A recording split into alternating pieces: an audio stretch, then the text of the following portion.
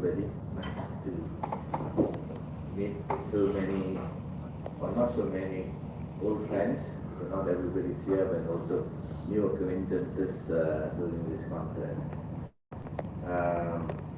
Since I was the longest serving ABA president, if I'm not mistaken. Usually president years, but because of my excellence, they have given me 4 years. Thanks to COVID-19. So Shamima had to wait 4 years for Okay. Yeah, I'll be talking to you about this topic, which I've been discussing and analyzing for some years now. It's about violence and conflict, because I come from the field of international relations, and one of the areas so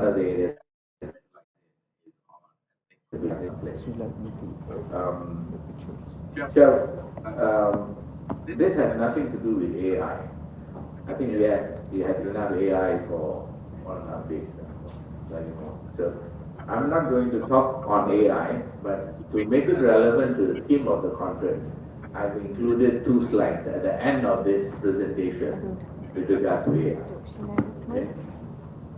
So the topic is on bioethics and moral reasoning, okay, by bioethics principle, and to make sense of why people, groups, and states engage in violence and conflict. Yeah. All right. Now, if we were to look at the conflict index, the global conflict index, this is quite recent.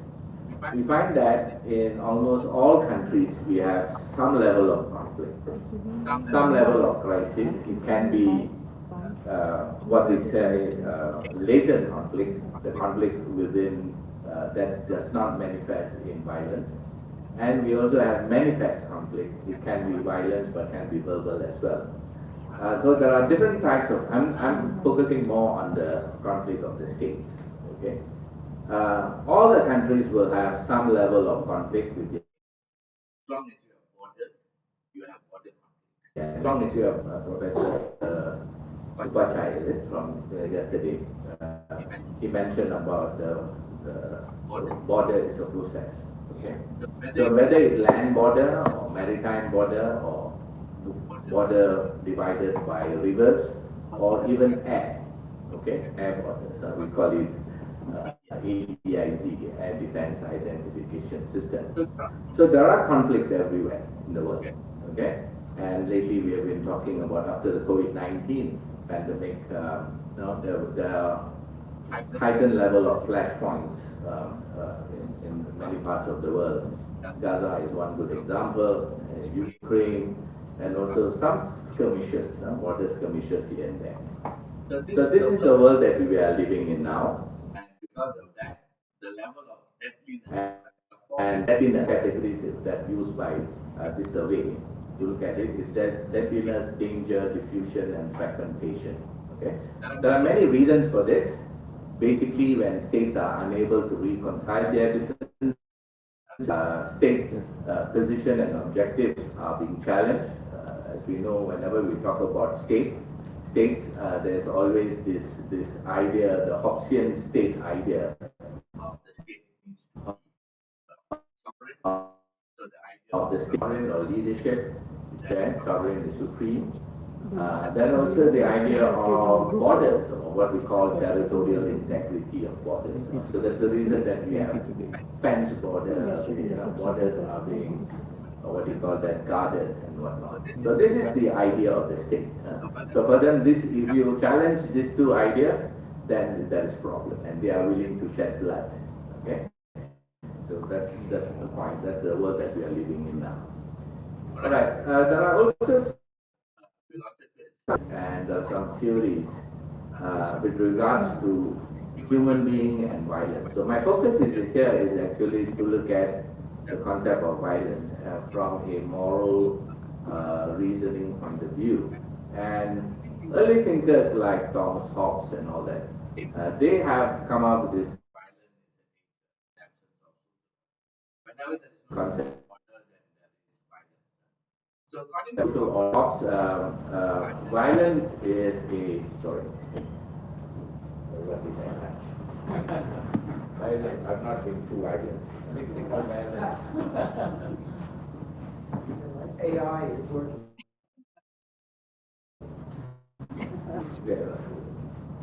This better? I'll go back to this. Okay. According to Thomas Hobbes, violence is a what we call a natural condition of mankind. Okay, it's a state of violence. All right, especially when you feel insecure or you feel threatened. So therefore, you feel then the natural reaction is to act violently. Okay, and this particular concept of anarchy, the states actually believe that they are in a constant state of anarchy, meaning which the minute you have neighbors and you look at your neighbors, you feel threatened at some level.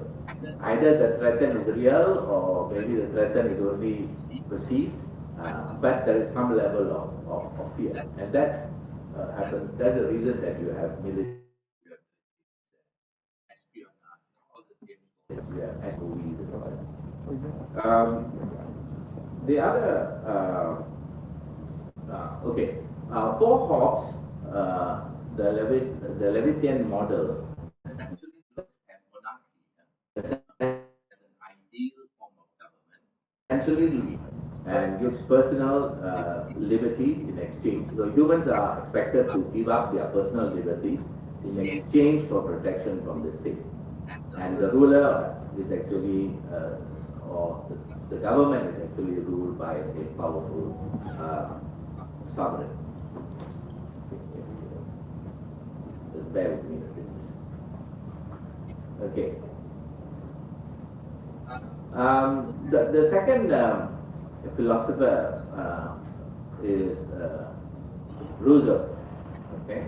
Now, Rousseau says that violence arises from social inequalities and corruption of human nature. According to Rousseau, human beings possesses a natural affinity for goodness, and they are caring beings. They care for themselves and also care for others. Humans are also socially equal, all right? And violence only takes place when there is social inequalities.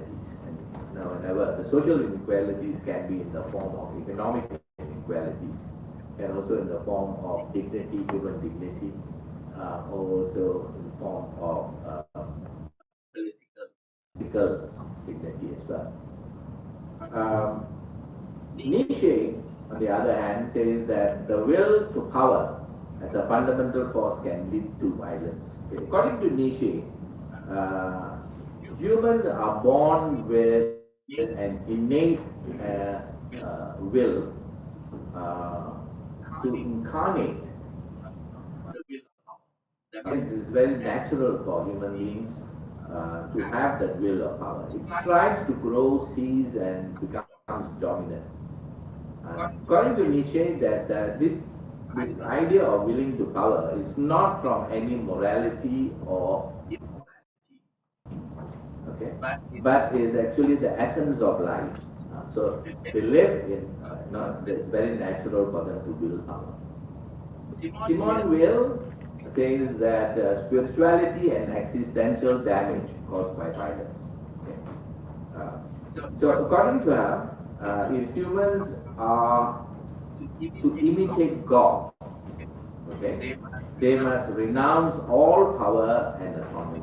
If they don't do that, then this may cause violence. Okay. Hannah also talks about power. Okay. Violence and totality. Okay. According to her, she distinguishes between power as an ability to act in concert or in violence as means. Okay. Totalitarianism regimes destroy legitimate power of human plurality through terror, so the use of terror. And of course, Gandhi, a person who is well known for or non-violence or passive resistance. He also talks about violence is an aspect of reality and of human reality. So if you look at some of these philosophies, the common theme that emerges when we talk about violence are power, injustice, discrimination, social order, and reality. Okay? So these are some of the common themes. Okay, let's go to the next one. Are we at the next one? Okay, right. All right. Then the question arises, what is violence? Is violence Physical, psychological, structural, cultural dimensions, or is it all of those? Yeah, I think it's all of those. All right. Violence can be physical. There are physical violence. People are, bodily harm. and psychological violence as well, in terms of repression, oppression, Can be structural. The structure itself is discriminatory. It discriminates people based on race, creed, religion, all right? and also there are cultural dimensions to violence as well. Cultural violence against the weaker gender, the violence against children, the violence against different sects within the community. So these are all different components why violence takes place. There is also a concept of constructive conflict and also destructive conflict. A constructive conflict brings about positive change, social change. Okay. Conflict is always associated with wars and oppression. But then again, not all wars are what is that. Actually, the war. The concept of war, according to Prof, is a legal act by government. So if you say that only states have the right to go to war, right? Only states have the right to go to war. So we can't say war against terror, right? The concept of war against terror is different because the war, maybe states going to war against that terrorist organization, but it's not between individuals or groups. Now, sir, is it possible for violence to result in positive outcome, or does it inevitably perpetuate cycle of harm? The 1994 document that came out from the United Nations, it's called the Agenda of Peace, by Prof at that time. And he talks about the United Nations activity or involvement in conflict regions. So he talks about the cycle of war.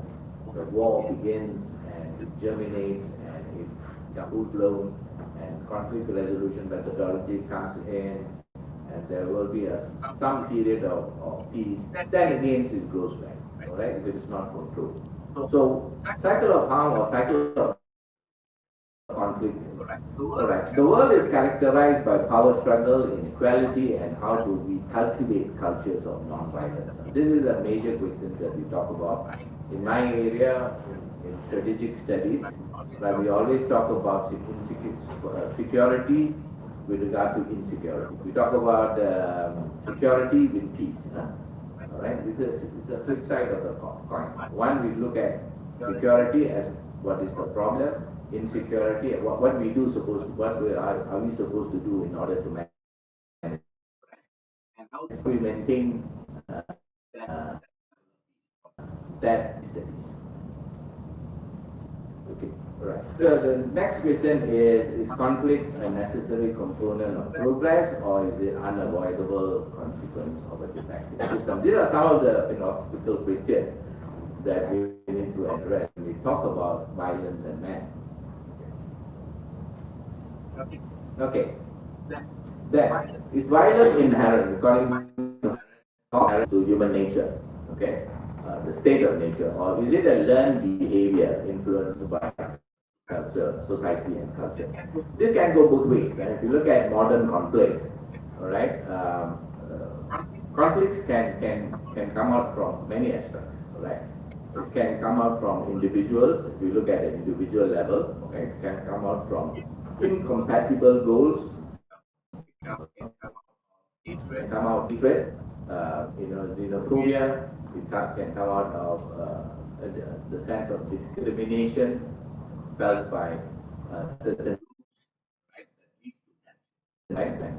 It can be discrimination can be in the form of ethnic discrimination, religious discrimination, even linguistic,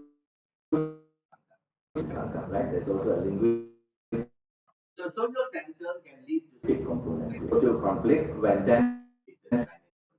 This is the work of a diplomat because the World Studies Center. We look at how we can manage those conflicts. Right? Sometimes some conflicts cannot be solved, but can be mitigated or managed, so that it doesn't go into violence. Negative belief and attitude can manifest in the form of hatred, intolerance, stereotyping, stigmatization. and fear of the other. All right. Now, This is a very important thing, the hatred.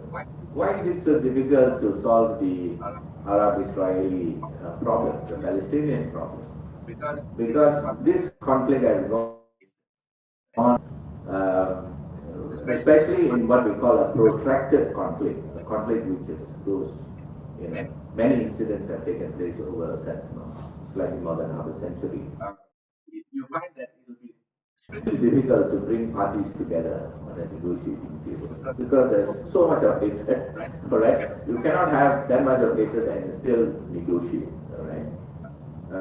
I remember this event in a SARC meeting in Kathmandu some years ago. I'm slightly deviating from bioethics. I hope you don't. It was at the height of the Pakistan-India conflict, and the Prime Minister of Pakistan, India was Vajpayee, Atal Bihari Vajpayee.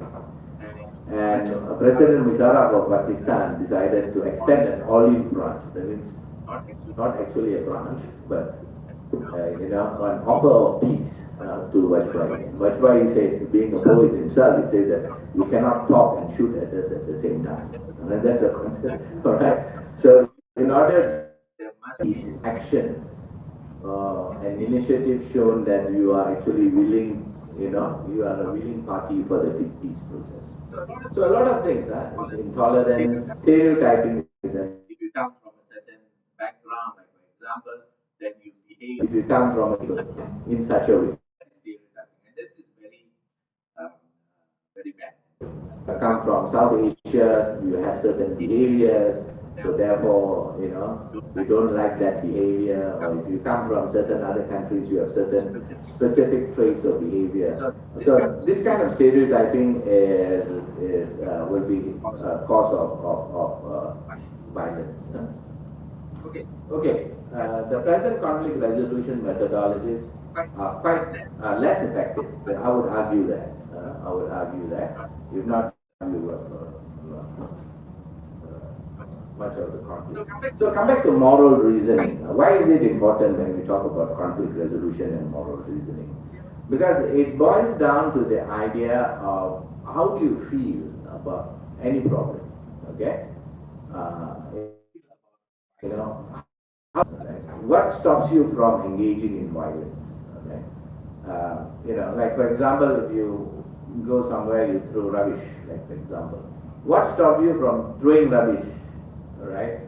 Or, in the streets, like for example, right?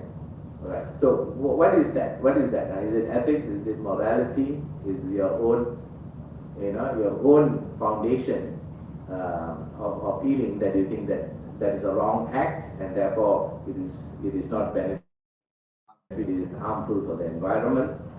So I'm looking at that level when it comes to violence. So when we talk about moral, it serves as a foundation of ethics as they shape an individual's values and beliefs. On the other hand, ethics is to provide a framework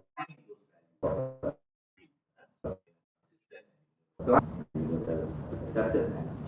So moral ethics work together to guide individuals for making ethical decisions.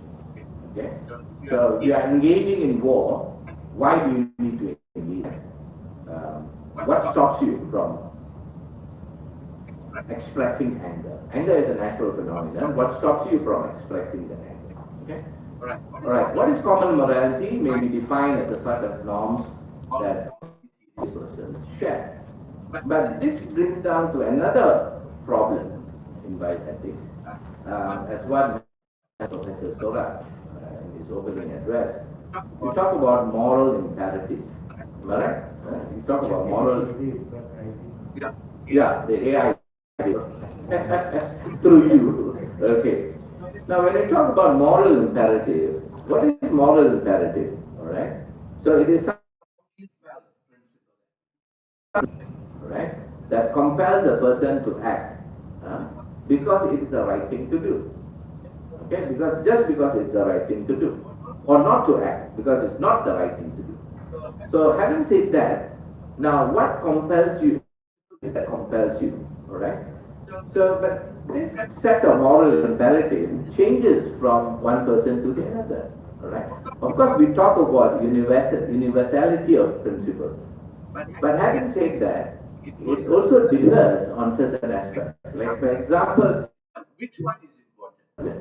All right, people, like if you ask people in Gaza or you know, I was in a conference in India a couple of months back, and there was some students from Aligarh Muslim University, and they came and told me, what do you think about war? But how about holy war?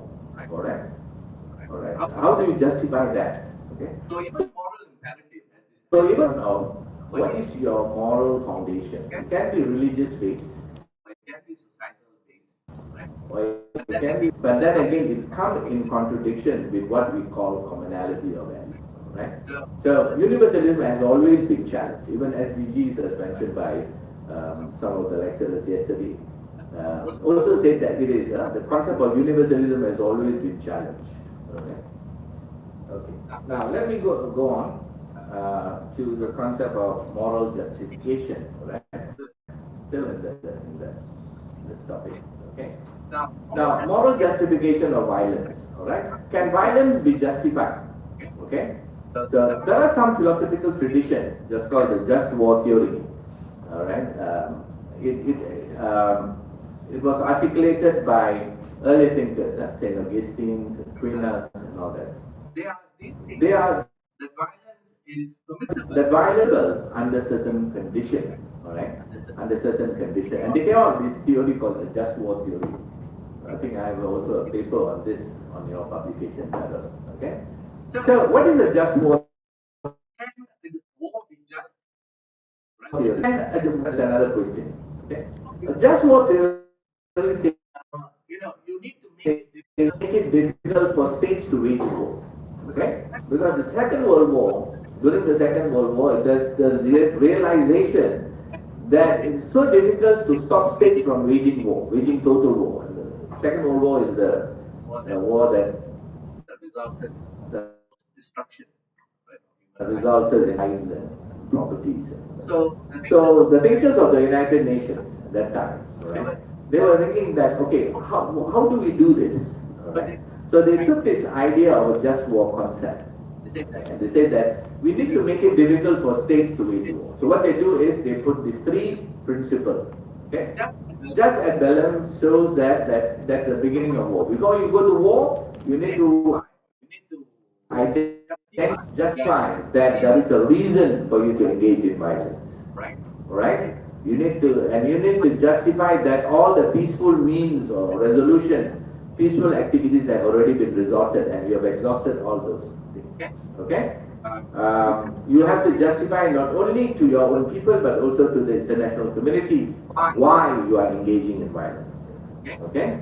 As a last resort. And the idea must be war objective. There must be a specific objective, not arbitrary total war. Specific objective, I'm going to target this, right? And the use of violence must be proportional. So the principle of that's number one. Number two, during the conflict, again, the idea of limited use of violence. I'm going to target military. I only target combatants, not civilians. All right. The combatants, they become civilian already. The POW. I captured the abuse. So you cannot you treat them badly. You cannot torture. So cannot right? humiliate a person. Weaponry used, right? Not arbitrary. Weaponry in that sense, prisoner of war. Okay. So So these are some of the things. No reprisals. That means no vindication. All right. Okay. That happened. Now you already done the budget. Okay. Now what do you cannot you do? from that place. You have to be there. You have to be there and rebuild it. Okay. Okay? You have to be there and rebuild it. So therefore, the cost of war is really bad. Am I right? Huh? People want to think of war, they say, oh my goodness, I have a war objective nevertheless. I'm actually perpetrating violence, but I cannot simply leave after that. I have to be there and to rebuild. So these are values and norms being what you could articulated by okay? And they say the stakes, this is your response. So that makes it difficult, the idea of a just war. Okay? So these are some of the problems of conflict, all right? Now, one of the problem when we talk about conflict resolution and reconciliation, how to resolve conflict is memories. Memories is an important component when we talk about conflict, especially protracted conflict. When we talk about the Holocaust, everybody, Jews, I see there's one or two people from here. All right, you cannot take away Holocaust from the Jews. All right. So these memories of violence that took place generations ago will be invoked from time to will be invoked by generations in order to keep them what do you call that the memory alive, right? What Japan did in China, like for example during the Second World War, it is a natural calamity. Every time you go, every year China celebrates or rather commemorates the rape of Nanking. All right. So these are some of the problems that we have. All right. So the idea of peace building is important. All right. Number one, how do you actually manage the shared memory? Number two, what are the things? You need to bring about some level of justice. This is very important. In Sri Lanka, they were trying to do transitional justice, but it didn't work 100%. All right, because they were unable to bring the perpetrators of violence. So you cannot sue. So that is one of the problems. And non-violent communication, mediation and third-party intervention has been there. Northern Ireland is process. Peace building, essentially the sense of forgiveness is very difficult to come. We need to inculcate that. Dialogue and understanding healing of violence. Okay? Now, this is also, when you talk about violence, there is also ethnic religious nexus, which is very important. Any violence that you see in the world in regard to international violence, we talk about this nexus of ethnicity and religiosity. Ethnic qualities, affiliation result from racial. You look alike, your nose is the same color, same length, or bodily features, and also cultural ties. And also the second point is shared knowledge, as mentioned to you earlier, the knowledge of great atrocities, knowledge of historical past, of cultural heritage, similarity in language, and all these are important. There are all right, people of the same ethnicity in different parts of the world. So they have this idea of, predisposition against their own people. All right. So these are some of the elements when we talk about ethnicity. Okay, don't go further on this. Okay. Now, this idea of ethnicity, either it is shared knowledge or primordialist, shape group identity by interpreting their own identity with others. Like, for example, you have groups of people that look alike. Like, for example, or in Malaysia, I'll give you the Malaysian context. If you are from Indian ethnicity or Chinese ethnicity, we always look at the other. We start comparing with the other communities which are benefiting more, like for example. in certain in Indian community, like for example, some minority community saying that they are being mistreated, but some people want the minority status because they can get better benefits. I remember there was a giant group, if I'm not mistaken. I may be mistaken on this. So this kind of group identity is also important, and they feel a sense of internal that you are living in that specific country, and you feel that you are colonized by another bigger group because of socio-cultural, political differences. Okay. So these are some of the ethnicity nexus. Now we come back to the last three slides. Do I have time? All right. I just wanted to, I had on this slide yesterday to talk about how AI perpetrates violence and how AI can also be used for this.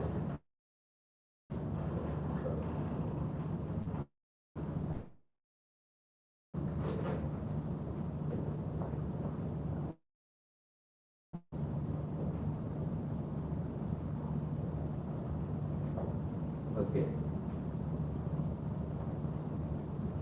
Okay. The good thing is, one good thing when you are it's involving what you call that intelligence network. All right. So at the moment that whenever we talk about intelligence is a major thing because you are getting so much of information, intelligence gathering by intelligence agency all over the world, and they have to deal with a multitude, inundated with a lot of. So AI helps to decide the correct cost. Okay, so that is one of the good thing about the AI. Okay, AI has also played crucial part, right, in the fight against. Right? AI is mainly used for content moderation since terrorists have taken their operations to the internet. Okay? During the ISIS Daesh problem in Syria, we had that all the recruiting that happened was actually through the internet. Okay? A lot of people from Malaysia was radicalized their lives for the Islamic State cause. So AI and machine learning are believed to have the capacity to reduce terrorist content online and provide safe place for users to operate within the cyberspace. Okay. But this has also problem. Like for example, the concept of deepfakes. What is deepfakes? Is actually deepfakes are powerful weapon that violent extremist groups can utilize, especially in information warfare. Okay? When people can no longer rely on what they see or hear from the internet. So these are another version of it. These people are also well knowledgeable people who can create content to deceive people. All right? So deep fakes have been used as a tool to commit malicious and criminal activities, usually politically motivated, such as destroying the credibility and reputation of known individuals, harassment, humiliation, extortion, and whatever.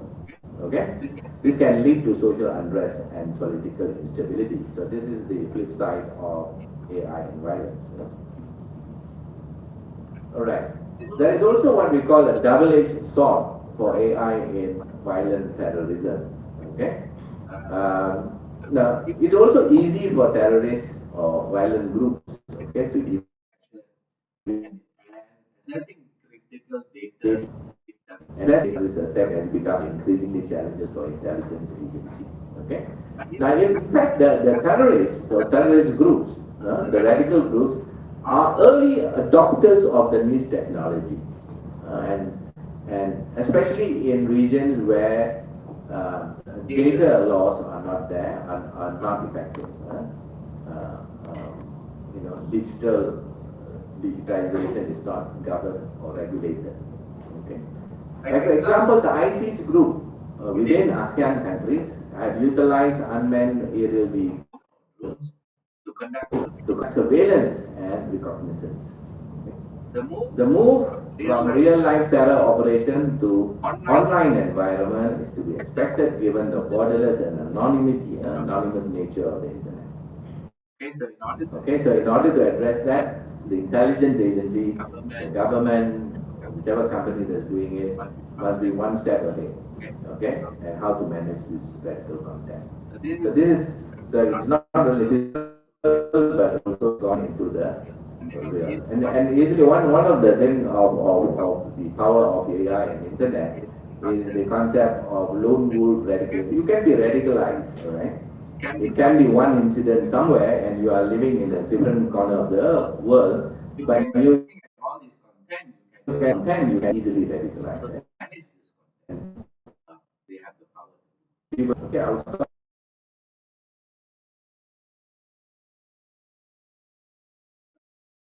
there. Thank you. Questions and comments, please? Yes, please.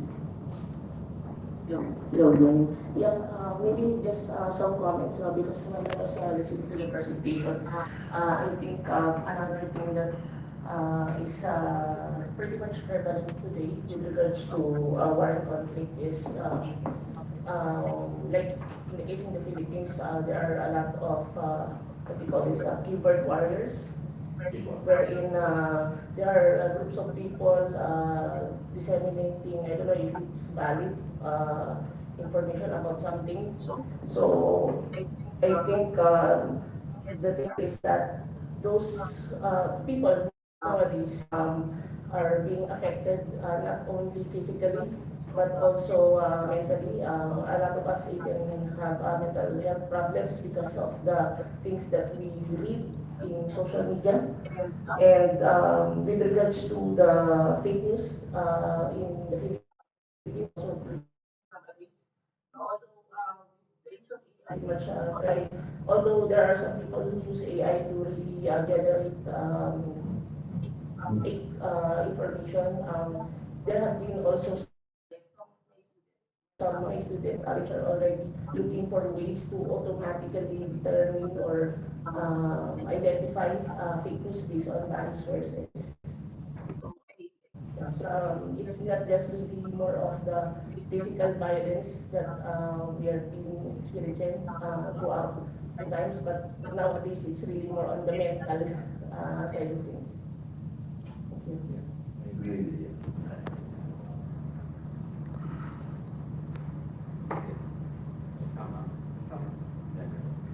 Thank you, Ravi. That was really great. It took me back to my political science days at the university when I studied all these concepts. I want to tease your brain a little bit about the mandate of the United Nations. As you know, I worked with organizations for close to 30 years, Gero as well. Although the UN was set up as a forum for member countries to their issues, but the perception outside the UN is that the UN is actually some sort of a it's like a boss, and it should be able to act to, but that's not the reality. But that's not the reality. Is that the world is actually, as you correctly said, is lacking a higher authority. So countries tend to behave like a bully, on the block, because they're afraid of someone else's intention, and they think that if I don't do it, someone else will do it, so I'd rather do it first. And if you look at the superpowers, sometimes you see that type of thinking. It's very realistic, yeah. And in spite of this reality, people still say, well, the UN failed to stop the war in Ukraine and Russia, the UN failed to stop the war in Gaza. And they put all the blame on the UN. And I think it's unfair. Yes, it's true, the UN was created after two serious wars that decimated 100 million people. Some people say 75 million, some people say 100, but it's still a huge number. and it was supposed to help the world avoid World War III. And now we're like, you know, verge. So what, what comes to your mind when you see what's happening, and you think about the United Nations and its role in stopping, hopefully World War III? Just honest.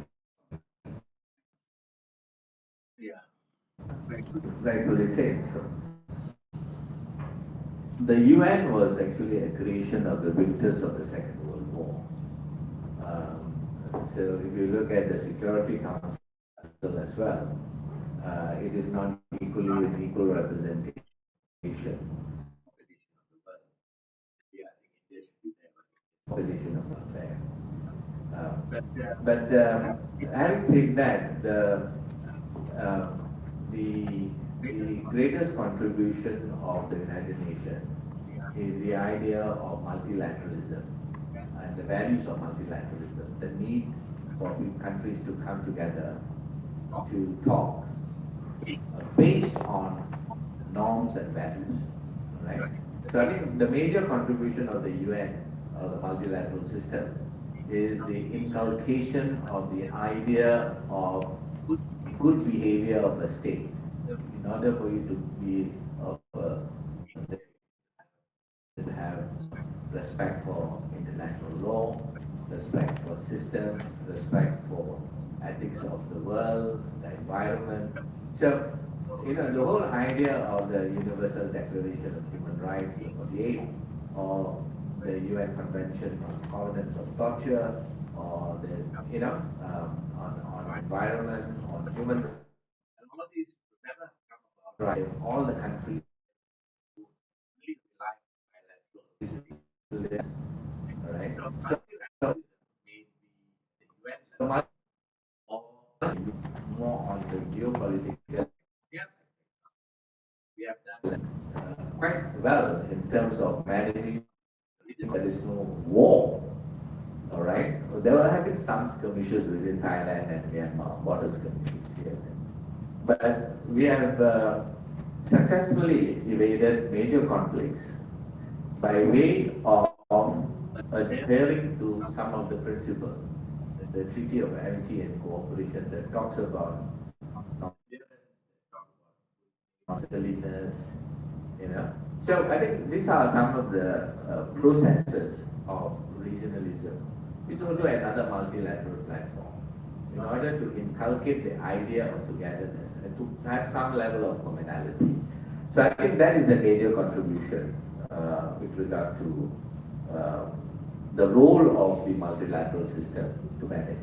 But having said that, there is a limitation to it because the whole idea of the state is again a Westphalian model that thinks that the states are supreme, right? They are the primal actor of international relations. There's nothing about states. There's another thinking that the states. This is two concepts of human security. One is the state. State is the center of security. The other one, human, is the center of security. 1994, the UNDP report talks about human security. But yeah, it's good for academics to talk about it. But when it comes to state, usually they say that we are supreme. So therefore, there is now we are equal, whether we have 100,000 population or 1 billion population, we are equal, and there is nothing supreme. So this idea of I'm supreme, that what is important is my survival, right? I can have dual moral standards, one for me, one for you. The US is always doing this, right? So that is the mindset that creates all sorts of problems. This multilateralism, regional value setting, it kinds of moderate that kind of behavior. But bigger countries, in the case of what we have seen in Gaza or other conflict regions, they are willing to go unilaterally. All right? They have a multilateral system, but they say, okay, I'm not getting the support, but it is okay. I will go unilaterally. so we can choose, right? Conflict in the seas, like China has decided, no, I'm not going to use the UN this time, neither the United States, but all the ASEAN countries say, no, no, we are going to use the UN. So again, this is a matter of choice. Huh? It is a real politics, this fact. Thank you. Just to remind you in reflection on that, remember yesterday I said, we the peoples of the world. So we don't regard the United Nations as the formal structure. We the people's council is us, 8 or 9 billion people. And if we're really holistic, then all the other species as well. We are the organisms of the world living together. So our problem, I think, is to rely on the structure of the UN, and in terms of Ravi's paper, there was the concepts of nation states. Why do we rely on nation states? We should rely on communities, or in terms of sovereign nations, or these are less constructed. And then coming back to that, the conflicts, officially the war is between nation states. Many of the current wars are involving non-nation state actors. Okay, so the conflict, but even though Rwanda is supporting the rebels, it's sort of beyond the nation state, and there are many child and so on. Let's say in terms of sovereign nations, and many of the conflicts in the border process, as Professor Surchan mentioned yesterday, Myanmar and Thailand. Many of these actors are maybe sovereign nations, or but also groups, and of course, if a nation doesn't like it, they call it a terror group, but actually it's just a group, it's just, it's a group of individuals who are working together. So, Daniel, go ahead. Last question before we have some queries. Actually, I'm not sure if it's a question, it's more like a reflection.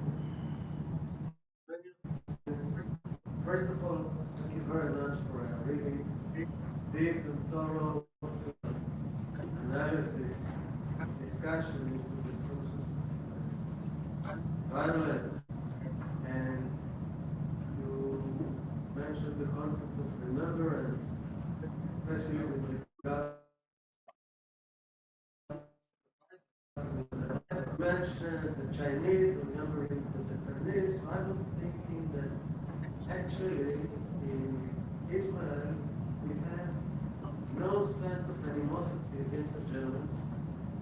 There wouldn't be anything like a German tourist coming and facing animosity. And actually, you hardly see feelings of animosity in Japan versus the Americans who dropped 2 atomic bombs on them. So actually, it's a cultural choice whether to continue animosity and these patterns of thought. And then you were mentioning just war versus and justification for violence, and I would think these are 2 different issues for me, because I would be against violence except in somebody really is coming after me, while the concept of just war is already within the framework of the nation states, and the whole nation order, which sort of perpetuate and justify the notion, while we know in fact that war in many instances will be triggered or perpetuated by elite interests from some kind, and even just to mention Eisenhower, an idea that there is an industrial military complex in the US which might trigger or a new war, and we said it before the Vietnam conflict. So this was all just so reflection. Then when trying to rationalize it, to be rationalize individuals as that communities as nations rather than states. As then perhaps the only way to rationalize it go outside these conceptual frameworks. And one last remark, I mentioned there was no sense of animosity in Israel. I mean, we commemorate every year the Holocaust, and we stand at the siren, and we stand, and we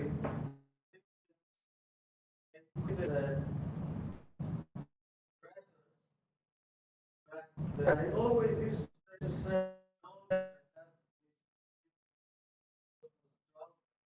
because again,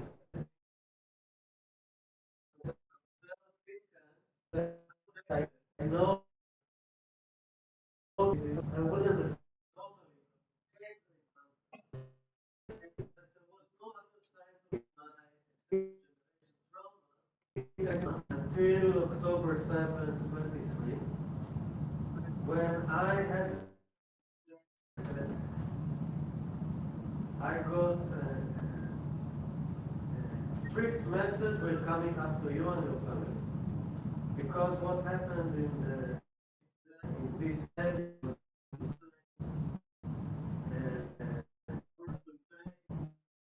every Israeli or non-Israeli that was in the way, filming it in order to deliver a really clear message. And I'm still traumatized to this day, and every time people mention Gaza, there are some words about genocide, and that's a misconception of what it means genocide, because we already had war crimes. And there was no question about war crimes. Not the question whether they did something more was legal options, both suggested by Jewish jurists.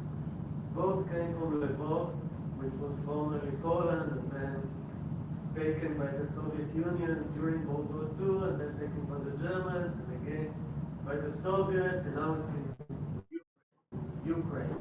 And one suggested genocide, and this was Lemkin. The other suggested war crimes against humanity. And I suggest that we start conceptually, if we realize the ideas of violence, and we start addressing really, is war justified in the first place? And then what is justified, not our war, the war of defense. But how do you defend defense against what? Against minor aggressions, against threat of annihilation, complete destruction.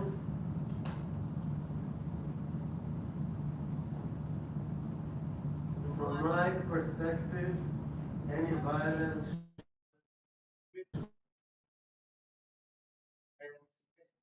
we're talking about this aggression in my region must be a misunderstanding, because it's misunderstanding between followers of the Abrahamic tradition, which means that we're supposedly adherents of believers of the same God and believers of the same texts. And even genetically, Palestinians are the closest community to Jewish people. Actually, I would say the Bani Israel So it must be some sort of misunderstanding. We couldn't be justified based on any theory, and instead we should rationalize about how we come to this terrible misunderstanding. So these are my reflections and maybe comments. Yeah, thank you. But rationalization in that manner cannot be devoid of human being being social beings. That's another problem that we have. You talk about the Abrahamic tradition. As early when I was in school, when I was a small boy, I knew about the Jews. So I come from a Muslim country. I mean, the idea of Jews are being bad and things, Islamic history. So I mean, the people of different tradition, although you come from a Abrahamic tradition, are being taught from small. This is kind of indoctrination, that you are not allowed to think freely. That's the reason that the idea of, this animosity is already embedded in the religious teaching and also in the history that goes. How we manage that, as you said, is healing. Yeah, that's a very good concept of healing. How fast can you heal? Or sometimes healings you cannot heal because the structure doesn't allow it to heal. Right? The Chinese government will not allow the Chinese people to forget what Japan did during the rape of Nanking, right? During the beginning of the Second World War. It is a national thing. I was there on that day in Beijing. And when I open the TV, it's all about, it's like 9/11 where, every 5 minutes CNN, BBC, there's a picture about the planes crashing into the towers. Similarly, it's like that. So sometimes the structure doesn't allow you to heal, to forget. And it is very important. If you look at another country, if I can share, very fast, was actually Timor-Leste, in Dili, Timor. Half of its population were, were wiped out by the Indonesian army, all right, for over 20 years, including one Malaysian who was there and he was massacred. Okay, but when they got their independence, almost instantaneously they become friends with Indonesia. So the Indonesian foreign minister told me in one of my visits, he told me that whenever we have policy, our position will not be detrimental to the position of Indonesia and Australia. Too big. We must be there's reality that they are actually living in the Indonesian archipelago. Right? So the kind of allows you to heal. Japan's atrocity in Malaysia, like for example, my grandmother used to tell me about how the short fellas when they walk, the sword will drag. Right now the Japanese are taller. The atrocities and the death. But the newer generation, we have forgotten about it. It's now history. We talk about the Japanese atrocities, and after that, lunchtime we go for sushi, is it? So, and we have the Japanese soft power. So you need to have that generation, maybe that generation. They need to forget. The faster you heal, the faster you can move forward. That's my position. Last question, please. Thank you, dear listeners. Professor, I like your presentation a lot. So deepfake is really rising. It's really good in age of artificial intelligence, right? So it's a really good weapon in this age. So do you have any solution to prevent from it effectively with your work? Yeah, I'm sorry, I don't have any solutions for you, but I think more on regulation. I'll give you an example about in Malaysia. We have problems about the 3 R's in Malaysia: race, royalty, and religion. In Malaysia, while the government wants to allow for expression and free speech, but then we realize that this is a problem. All right, people get they get riled up of simple things. Right? Simple things, people will get antagonized and they express themselves in the online platforms, and this has created problems. There's too much problem in this because in an online platform, everybody has the right and they have an opportunity to express themselves.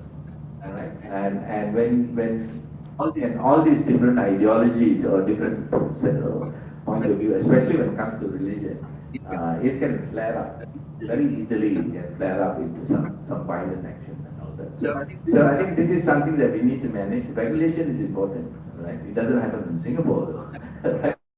In other societies, when you think about free press, expression, and all, there is a flip side. Right. People are, I know, Look at some of the tools, you look at some of the right, in the internet. Thank you. Thank you very much. So we're going to have a tea break now. After the tea break, we will proceed with Rexi's presentation and then Hassan.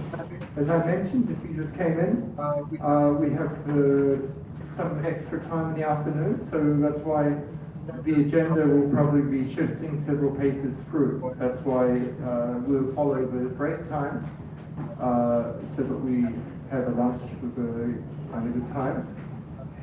So have a tea break for 20 minutes and the next presentation, Rexy and then Hassan.